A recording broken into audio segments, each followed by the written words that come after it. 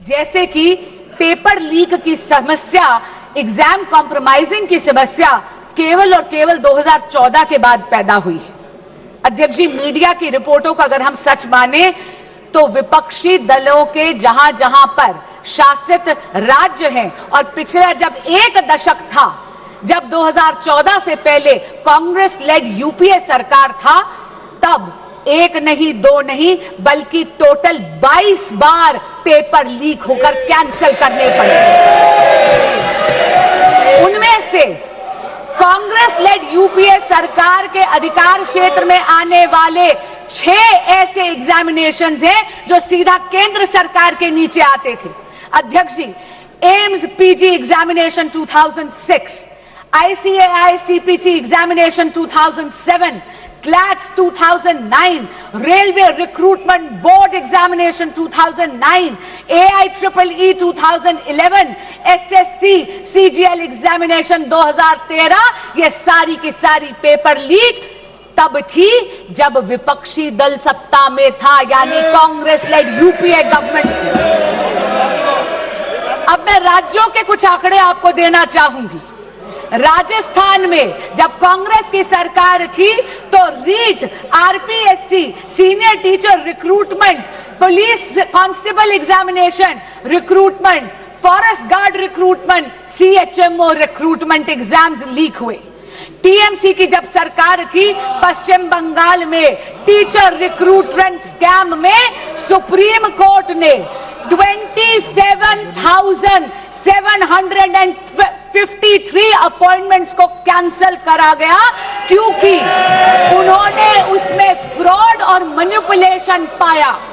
यही नहीं, जब बीआरएस की सरकार थी तेलंगाना में तो टीएसपीएससी पेपर का लीक हुआ। उत्तर प्रदेश में जब सपा की सरकार थी तो police constable recruitment paper leak हुआ।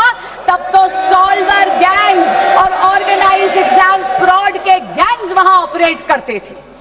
और हाल ही में पंजाब में, ये तो इसी साल की बात कर रही हूं, फार्मेसी ऑफिसर रिक्रूटमेंट एग्जामिनेशन में तो हाई टेक यानी ब्लूटूथ का इस्तेमाल कर उस पेपर को कॉम्प्रोमाइज करना गया। पर मैं पूछना चाहती हूं, इससे पहले कि विपक्ष मुझ पर यह इल्जाम लगाए that I am talking about whataboutery, this is not about whataboutery, but I am calling out the opposition on its selective outreach. मैं पूछना चाहती हूं विपक्ष से कि अगर यह सिद्धांत की लड़ाई है तो सिद्धांत सरकार देख के बदल कैसे जाता है। मैं पूछना चाहती हूं कि अभी खड़े होकर इन्होंने तत्कालीन केंद्रीय शिक्षा मंत्री की बात करी, क्या माननीय गौरव गोगोई जी ने अभी तक पंजाब के एजुकेशन मिनिस्टर का इस्तीफा मांगा है या नहीं? यही बात नहीं है अध्यक्ष जी, एक सिंगल प्रोफेशनल टेस्टिंग एजेंसी की मांग पिछले 30 साल से इस देश में पेंडिंग थी। 1986 की जो नेशनल पॉलिसी थी एजुकेशन की, उसका जब प्रोग्राम ऑफ एक्शन 1992 में आया तब ये मांग उभर कर आई। इसको आईआईटी डायरेक्टर्स कमेटी ने 2010 में रीइटरेट करा, इसे दोहराया, लेकिन ये मांग इसको अनदेखा कर दिया कांग्रेस पार्टी और यूपीए ने। क्यों?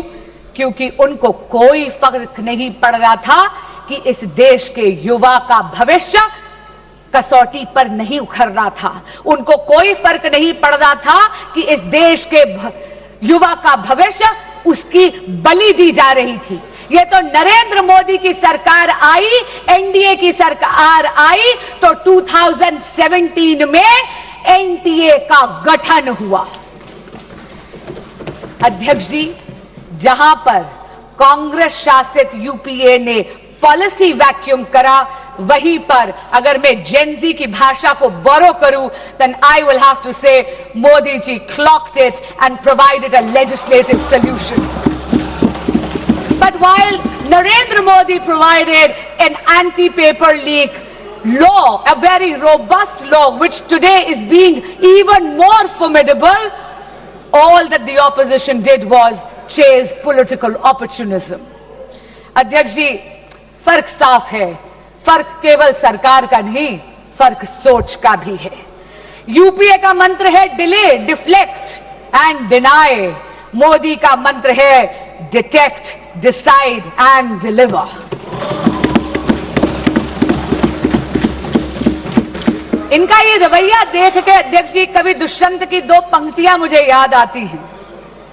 तुम्हारे पैरों के नीचे कोई जमीन नहीं है, तुम्हारे पैरों के नीचे कोई जमीन नहीं है, कमाल है कि फिर भी तुम्हें यकीन नहीं है। अध्यक्ष जी, अपनी वाणी को विराम देने से पहले मैं ये जरूर कहना चाहूंगी कि बात राजनीति की नहीं है, बात इस देश के युवाओं की है।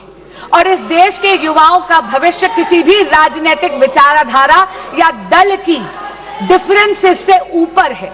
और इसीलिए मैं यहां से, इस सदन के पटल से हर प्रकार के एग्जामिनेशन माफिया को चेताना चाहूंगी कि आप इस सदन के संकल्प से बड़े नहीं हैं। और आज आपके माध्यम से अपील करना चाहूंगी विपक्ष के साथियों से और सदन के एक एक सदस्य से कि सर्वसम्मति से आज इस संशोधन को पारित करिए। अब ना कोई पेपर बिकेगा, ना किसी का सपना झुकेगा। जो युवाओं के भविष्य को लूटेगा वो सलाखों के पीछे रहेगा। जय जगन्नाथ। बहुत बहुत धन्यवाद।